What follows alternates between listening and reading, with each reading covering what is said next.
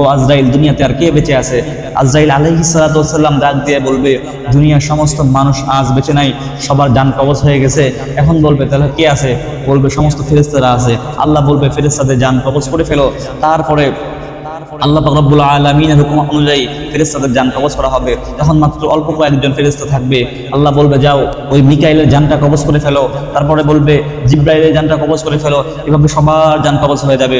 অতঃপর আল্লাহ পাক রব্বুল আলামিন আজরাইল আলাইহিস সালাতু ওয়াস সালামকে ডাক দিয়ে বলবে, ও আজরাইল, এখন কে বেঁচে আছে? কারা জীবিত আছে? আজরাইল আলাইহিস সালাতু ওয়াস সালাম ডাক দিয়ে বলবে, ও আল্লাহ, এখন আর দুনিয়াতে কেউ বেঁচে নাই এবং আসমানেও কেউ বেঁচে নাই, একমাত্র আমি এবং স্বয়ং আপনি আল্লাহ, আমরা দুইজনে জীবিত আছি।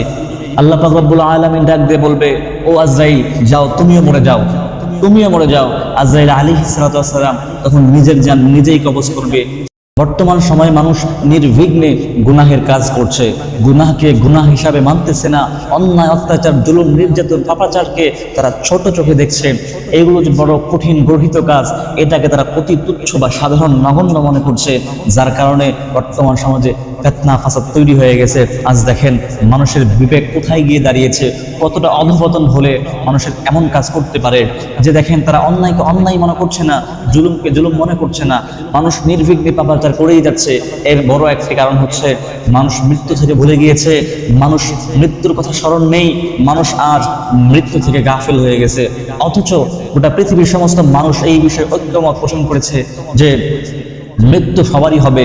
কোনো বিজ্ঞানী, কোনো দার্শনিক আজও পর্যন্ত কোনো কিছু আবিষ্কার করতে পারে নাই যেটা দিয়ে মৃত্যুকে দাবিয়ে রাখা যায়, আটকানো যায়। কোনো বিজ্ঞানী বা বড় বড় কোনো গবেষকরা কোনো কিছুই তারা গবেষণা করে পায়নি। মুমিনের জন্য মৃত্যুটা হাদিয়া স্বরূপ। রাসূল সাল্লাল্লাহু আলাইহি সাল্লাম বলেছেন, মৃত্যুটা হচ্ছে মুমিনের জন্য হাদিয়া স্বরূপ। আমাদের তো এখানে থাকার জায়গা না, এটা আমাদের আসল বাড়ি না।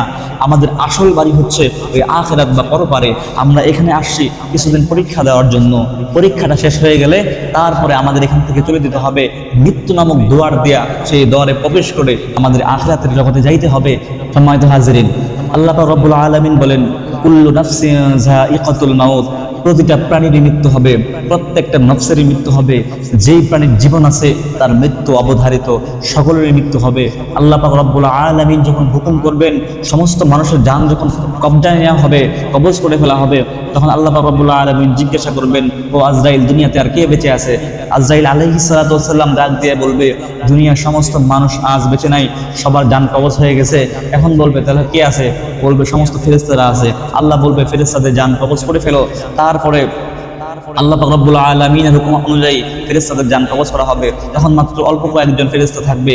আল্লাহ বলবে যাও ওই মিকাইলের জানটা কবজ করে ফেলো। তারপরে বলবে জিবরাইলের জানটা কবজ করে ফেলো। এভাবে সবার জান কবজ হয়ে যাবে। অতঃপর আল্লাহ পাক রব্বুল আলামিন আজরাইল আলাইহিস সালাতু ওয়াস সালামকে ডাক দিয়ে বলবে, ও আজরাইল, এখন কে বেঁচে আছে? কারা জীবিত আছে? আজরাইল আলাইহিস সালাতু ওয়াস সালাম ডাক দিয়ে বলবে, ও আল্লাহ, এখন আর দুনিয়াতে কেউ বেঁচে নাই এবং আসমানেও কেউ বেঁচে নাই, একমাত্র আমি এবং স্বয়ং আপনি আল্লাহ, আমরা দুইজনে জীবিত আছি। আল্লাহ পাক রব্বুল আলামিন ডাক দিয়ে বলবে, ও আজরাইল, যাও তুমিও মরে যাও, তুমিও মরে যাও। আজরাইল আলাইহিস সালাতু ওয়াস সালাম তখন নিজের জান নিজেই কবজ করবে, সেও মরে যাবে। অতএব সমস্ত ফেরেশতারা পর্যন্ত মরে যাবে, কিন্তু পরবর্তীতে তারা আবার জীবন ফিরে পাবে, আমরাও জীবন ফিরে পাবো। তবে আমাদের হিসাব দিতে হবে। আল্লাহ পাক রব্বুল আলামিন বলেছেন, ওয়ামা খালাকতুল জিন্না ওয়াল ইনসা ইল্লা লিয়াবুদুন। আল্লাহ পাক রব্বুল আলামিন জানায় দেয়, বান্দা, আমি জিন এবং ইনসান বানাইছি একমাত্র ইবাদত করার জন্য, আমি আল্লাহর গোলামি করার জন্য। এই দুই প্রাণীর হিসাব, এই দুই প্রাণ বিশিষ্ট জীবদের হিসাব দিতে হবে। জিন এবং ইনসান আমরা সকলেই দাঁড়ায় যাব আখিরাতের ময়দানে, আসরের ময়দানে আমাদের হিসাব দেওয়ার জন্য। মুসলমান ইমানদার আল্লাহর গোলাম, মৃত্যু সবার জন্য অবধারিত।